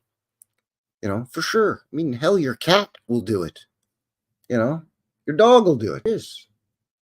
But to do it over hundreds, if not thousands of years, to take a big, huge stone so that it becomes highly polished. Oh, and by the way, that stone was deposited by the glaciers millions of years ago, don't you see? Oh, yeah, Ontario is no walk in the park for skeeters either. Absolutely. Get into like cottage country and all the lakes. Well, plus you got all the Great Lakes there anyways. And again, so many rivers, and you get like ponds and marshes and sloughs and wetlands. And it's not fun. I mean, I could totally see all that. You know, I could see how, you know, the mosquitoes and other biting insects would drive them crazy. But to polish this thing up over thousands of years, you know, and then they said like the cattle started doing it. Even after all the buffalo or the bison were wiped out, well, like the cows were just watching the buffalo, and then one day one said to the other, "Hey, Sam, oh, how's she going there, Bill? Pretty good, eh? Well, like, you see what those buffalo used to do on them rocks over there? Which rocks you talking about, buddy? Them rocks over there, eh? Oh yeah, they used to like rub on them and stuff. Yeah, eh? I wonder if that's because they were like itchy and stuff there, eh, bud? I don't know. Let's give her a try there, eh? And you know, we'll just give her a rip, and I mean, what's the worst that can happen, eh?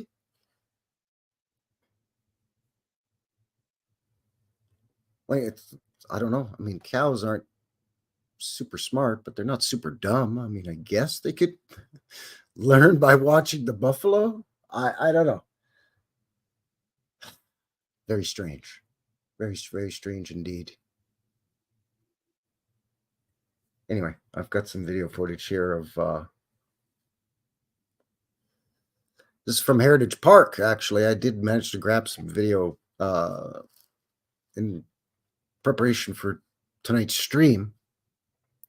I think the first section is the buffalo rubbing stone itself outside of the replica of the Hudson's Bay Company fur trading fort. And there's a plaque there, so I think we could pause it and read it too. And Cousin Vinny is with me. So you probably will hear his voice in the background there as well. Then I think the second little video I've got is of that Sam Livingston house, and a guy takes a little looky-loo around the outside, and then that's one of the buildings you can go in, and they've got it, well, one would think, set up how it was, because supposedly they knew they were going to have to move it, whether they moved it in the 30s, 50s, or 60s, I don't know, but whatever the case may be. So I would assume that, you know, because they redecorate it, right? They hang pictures on the wall, put the furniture in there and whatnot. So one would assume that was set up. It was set up the way it was before they had to move it, pre-flooding the valley. Anyway, let's see what I've got here. Video file. Yeah, buffalo rubbing stone. That's the first one.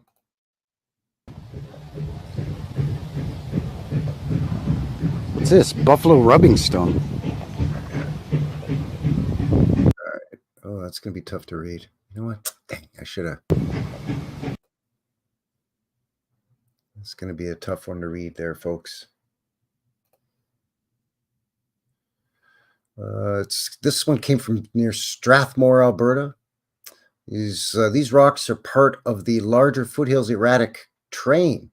The most well-known site being the Big Rock of Okotoks. Yeah, okay. Big Rock. Familiar with that? Big Rock Brewery and so on. Big Rock beer, eh?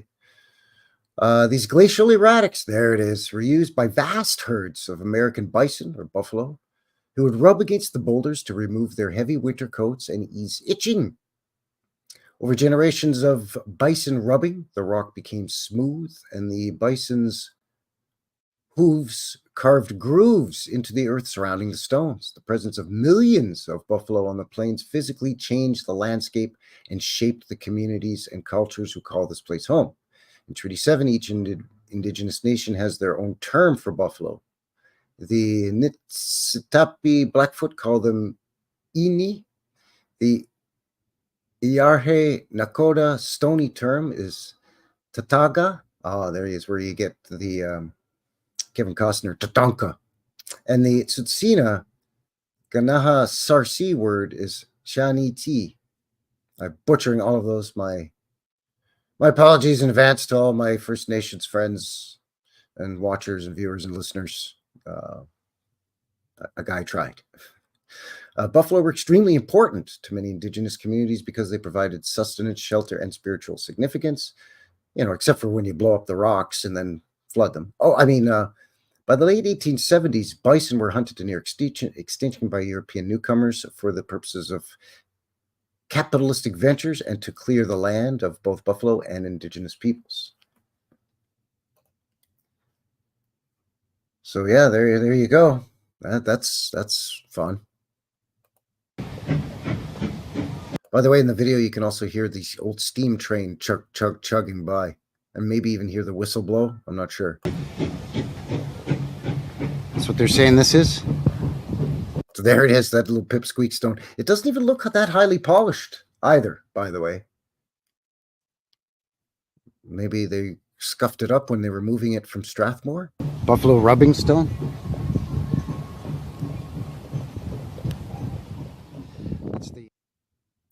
Yes, there you go, the buffalo rubbing stone. And the other one that I've got is Terry says it looks like a giant rabbit turd. Looks like a petrified wad of bubble gum.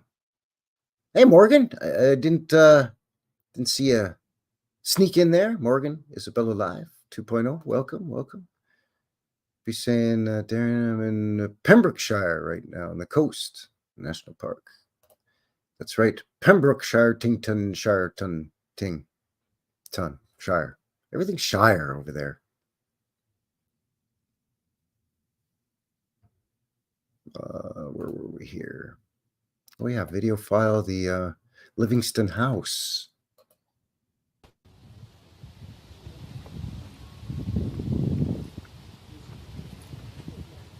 There's a plaque. Yeah, there's a plaque here too. I'll see if I can pause that at the right point. This is the Livingston House, okay? Let's see if I can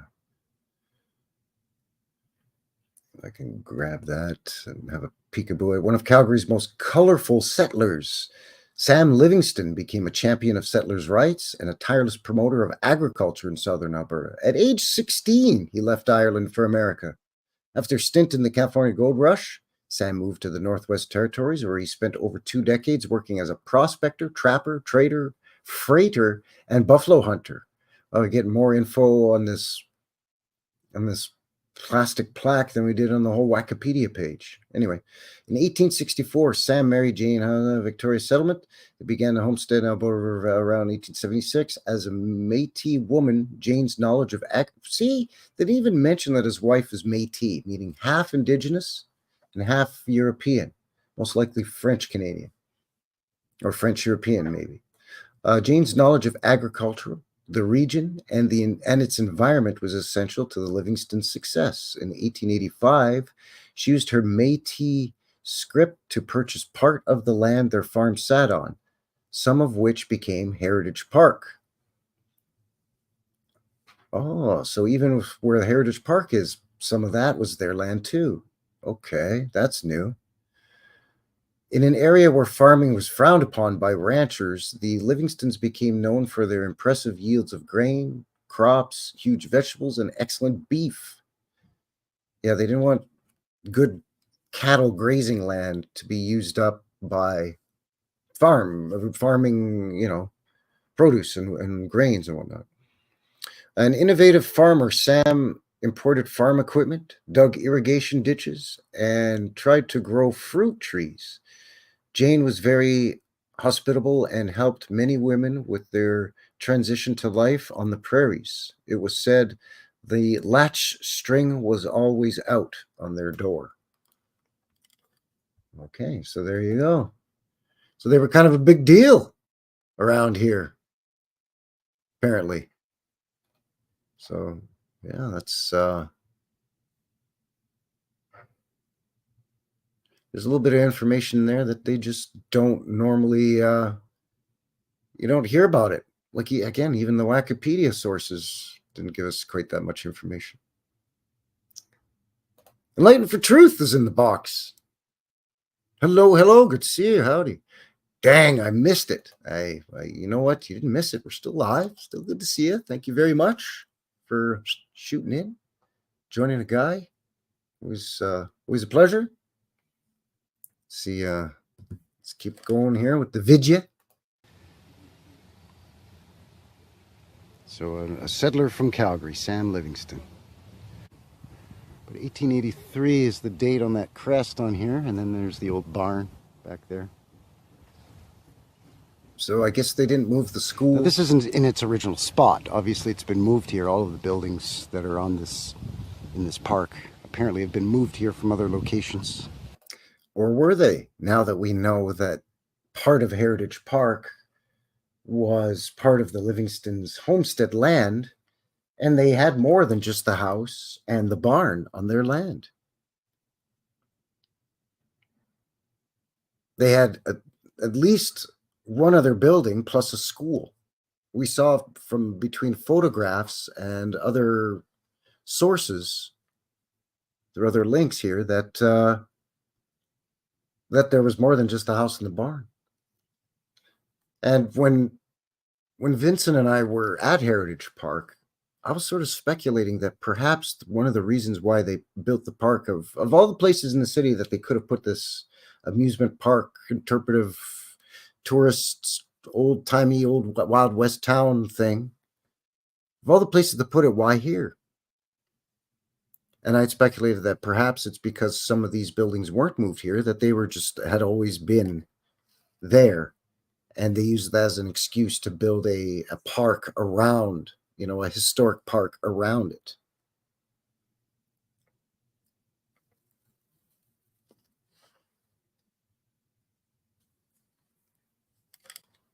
Anyway, keep going here because we get to see the inside of this thing. This is kind of cool.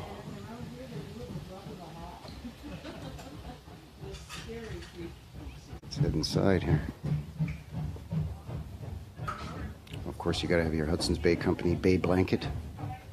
So again, as mentioned earlier, before rolling with this, I would assume that the interior is set up very much how it would have originally been set up. Because the narrative is that, we're going to flood this valley where your land is, so they moved the house. So one would think that there was, fairly current knowledge of, what furniture was in there and how it was set up and how it was used and what the, again, did they have curtains in the windows and that sort of thing, right? Get your buffalo hide comforter. Yes, he was. Yeah, I'm from Okay, he's from a local. Okay, and there's a picture of him on the wall there. Yeah, Sam Livingston there.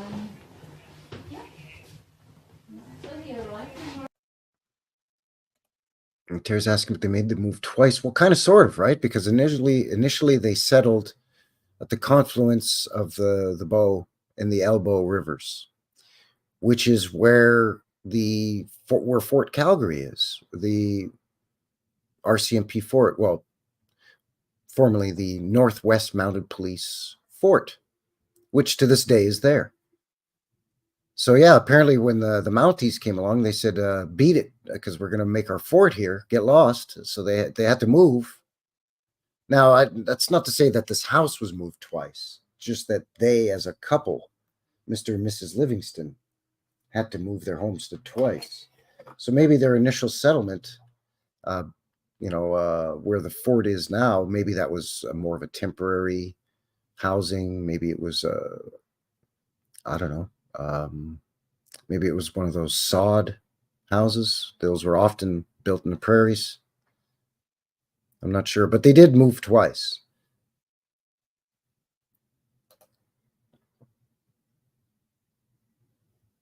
Did you say Dr. Livingstone, I presume, when you walked in? No, I should have. I should have. Hindsight's always 20/20. New York, actually, in, at age. I guess that would have been the master bedroom there, And a couple the years baby later, crib, we heard or about the California gold strike, the foot of the bed. and that was sort of a have-to-do thing. So we went up. Sort of a mud room coming off from the barn, from the back of the house. Not sure if that blue tarp is period correct, but well, that's fine. Yeah, they do boast that everything in here is as period correct as they can be.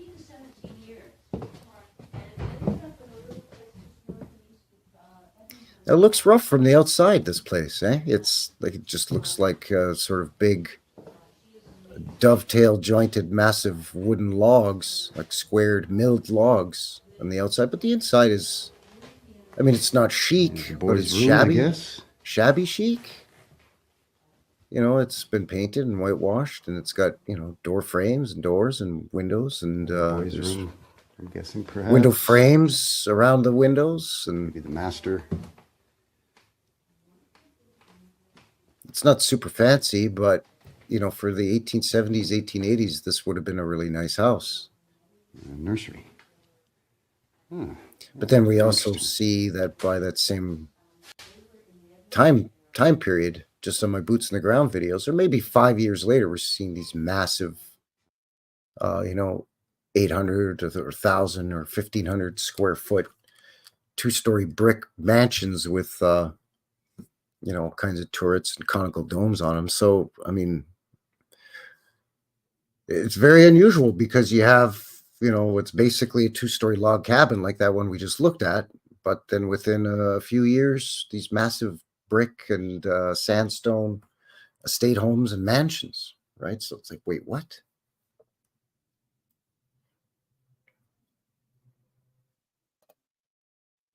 I lived in a house like that, but it was used as a cabin. Well, yeah, see, that's basically what it is. Shabby chic.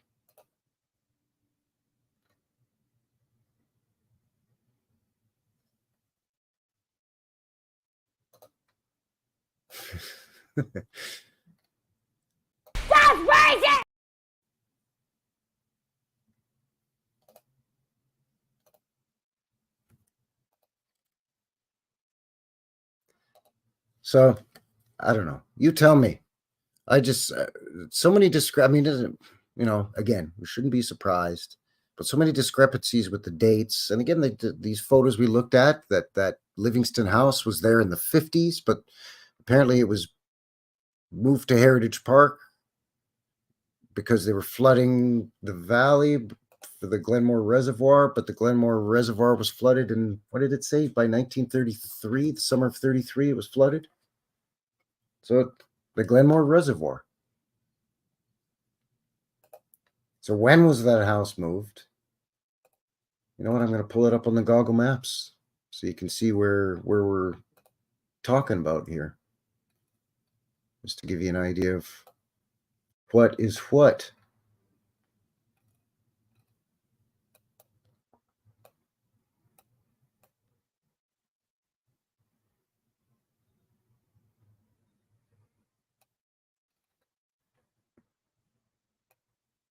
Okay, let me just quickly share this with you. Just to give you an idea of here. So this is, obviously, this is Calgary. So this is the Glenmore Reservoir. The Elbow River comes in here, and it feeds the reservoir here. And then they have the dam is here. And then the Elbow River continues to flow in through the city. and it eventually joins here with the Bow River at Fort Calgary here. So Sam Livingston and his wife originally lived somewhere here at the confluence of where the Bow and the Elbow were. The RCMP come along, or the Northwest Mounted Police, sorry, the Mounties come along and say, get the hell out of here. We're building our fort here. So like, oh, okay. So then they moved all the way down to somewhere in here, because this is the Glenmore Reservoir and here's Heritage Park right here.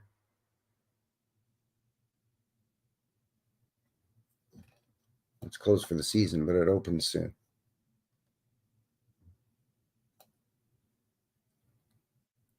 Now they're saying parts of the land that Heritage Park now owns, part of this also belonged to Livingston. So how much of this land did these folks have?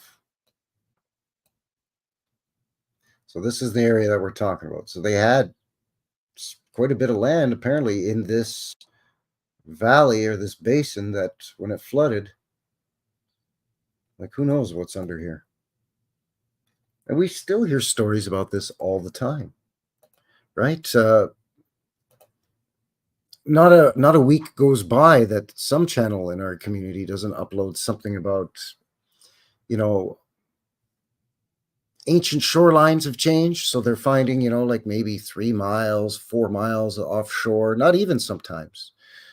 Sunken buildings, sunken, you know, monolithic stones, sunken towns, cities, you know, in the oceans. But now we're hearing, well, it's not just in the oceans, you know, the Great Lakes. They found all kinds of stuff. You know, there have been eyewitness accounts of during times of drought when the water level of the Great Lakes lowers just enough that you can dive down in there and you can see sunken structures under there. So I think that much like golf courses, and we speculate that golf courses are hiding something underneath. I mean, heck, the golf course that's just over in my neighborhood here, the Shaganappy Golf Course, they say there used to be an old Cold War bunker under there that supposedly has since been sealed off and is no longer in use. Yeah, sure. But that golf course has been there since, I think, 1920 or 1915 or something like that. So the speculation that golf courses hide old world structures or tech or a combination of the two, then I would argue that you could put man-made lakes and reservoirs right up there too, because I mean, it's pretty, I was going to say it's easy, but it's not exactly easy to build a dam. But I mean, in the greater scheme of it, it's fairly simple to build a dam downstream and to flood in some area. You want something, you want to hide something, you flood it. Maybe blow it up first, though. I don't know. But,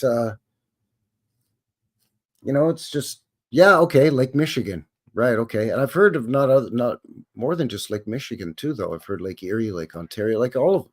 I don't know if I've heard much of Lake Huron, but Lake Superior, Lake Michigan, Lake Ontario, Lake Erie. So I'm sure Huron, too. Why not?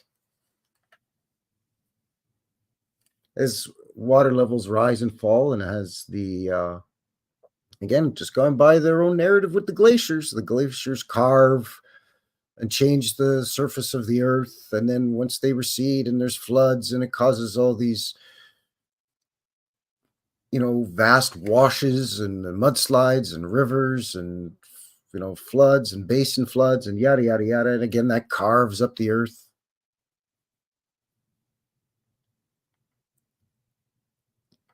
So again, by their narrative, water levels would rise and fall, and as a result, it would change the shape and the appearance and the size of some of these bodies of water.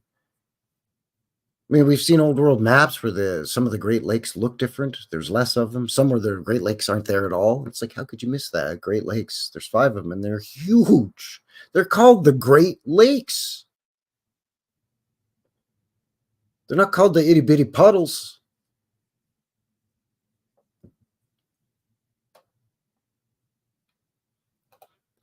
The wreck of the Ella Fitzgerald is incorrect. Wrong. You're going to have to put you in a 90-second timeout. The wreck of the Edmund Fitzgerald, yes, the famous... the famous Gordon Lightfoot song, Canadian songster, singer-songwriter. But yeah, you know what I'm saying?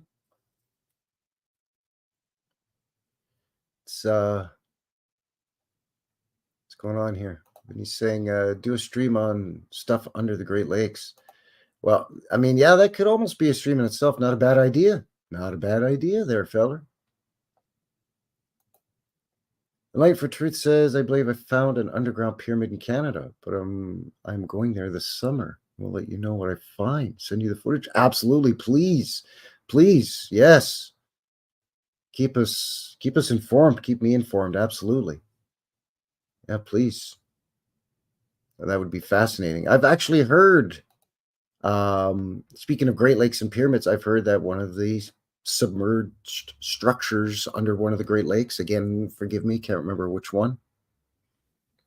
I can't remember where I heard this or read this, but one of those structures, some of them are pyramids, but more the, the quote unquote New World style pyramid, more the step pyramid style, the Mississippian culture and the, some of the South American, the Aztecs and the Mayans and whatnot, that sort of shape. But still, and why would I not be surprised? I wouldn't be shocked. Or maybe I'd be shocked but not surprised, if you know what a guy's getting at, right? And be like, really? Oh, well, okay, yeah, that makes sense. But there's still that initial jolt because we've been, again, we've said it before, I'll say it again, we get treated like mushrooms, right? We're kept in the dark and fed bullshit.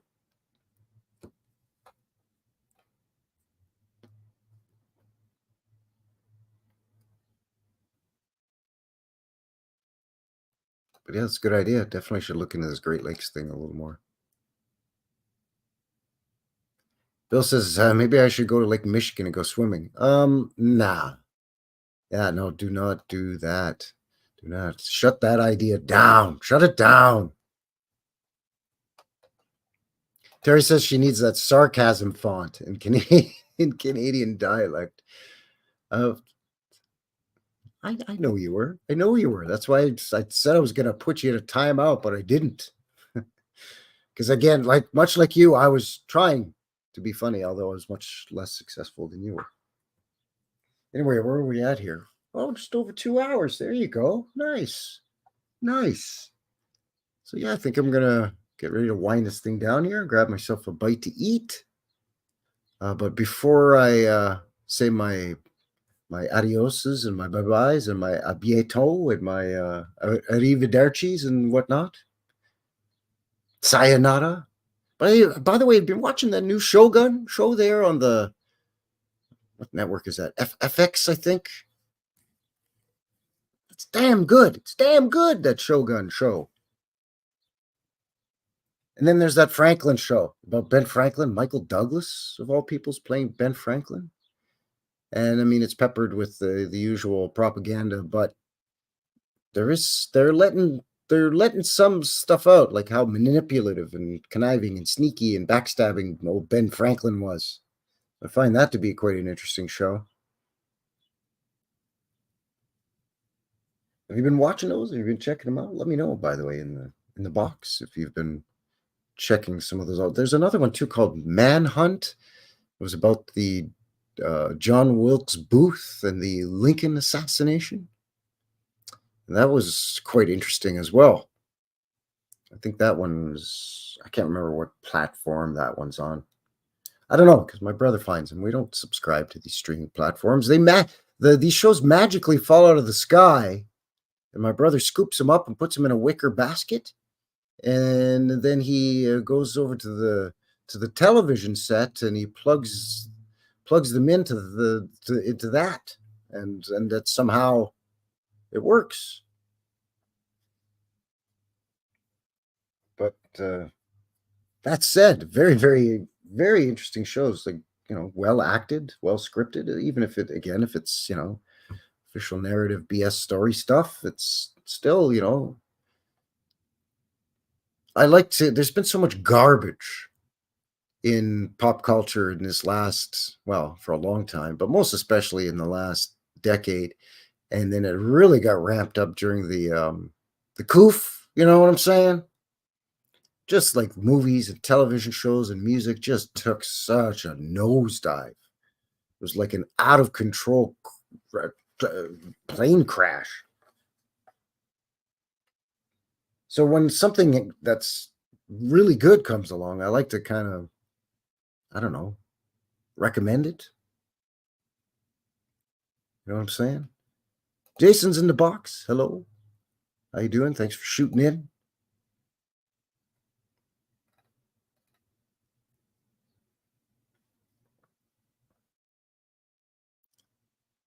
So let's see what's coming up for the channel. Well, Sunday, normally, Sunday would be your boots on the ground video, but actually, this coming Sunday, what's the date on that? The 28th, episode 11 of the Knucklehead Show, featuring yours truly, myself, Frankie, New West Reset, and my good friend and fellow crazy Canadian, Chris, over at Old World Exploration. We're going to be looking at Nelson, British Columbia. And there's some wacky, hokey stuff going along with the narrative on Nelson. And Chris, I know, has got a folder with some great photos. So that'll be coming up Sunday. And then as a result, I've pushed back the boots on the ground to Monday. So Monday, you get 2 days in a row from Frankie Fingers over here. Eh? How do you like them apples there? Look at that. You're getting 2 from this guy over here. You're getting 2 of them from Frankie Fingers.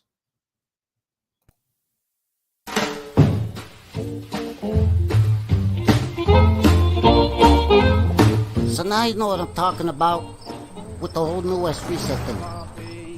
No. What? No. What I said about Frankie Fingers. That Frankie Fingers and New West Reset are the same. Wait, what? Oh yeah, she don't stand no cheating. She don't stand none of that. Wednesday, get your vintage footage video, which you got a sneak peek at here tonight. Right place, wrong time. Some street scenes from Canada land. Up here, eh? Up in Canada land.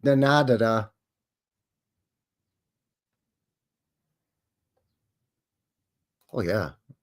There is some messed up stuff. There is and was. It's a beautiful place, but it's much like a lot of half-decent sized cities or touristy areas. It's plagued with poor, unfortunate souls that are, wrestling their personal demons. Anyway, so there you get your vintage footage Wednesday, Friday, week from tonight. Another New West Reset live. So that's per usual. You'll get your boots on the ground, your vintage footage, and a live every week. So yeah, thanks for all your support. Again, links for everything that we covered tonight in the description box below. A big thank you to Terri Light for digging in and digging up these wacky shenanigans about I don't know, like, hey, did you have an itch? I hope we scratched it with this buffalo. They get itchy from the skeeters, so they rub on the rocks. When you get an itch, then you do the twitch in bedrock. Twitch, cause the twitching's fine. Have yourself a time in bedrock. Twitch.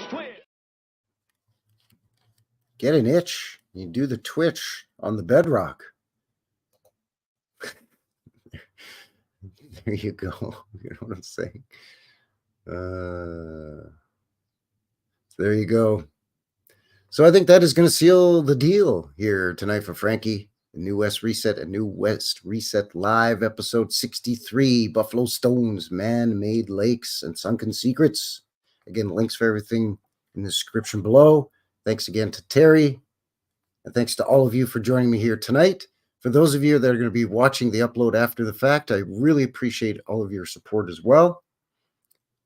We are so close to that 1,500 subscriber mark, so thank you. I couldn't have done it without you. We're almost there.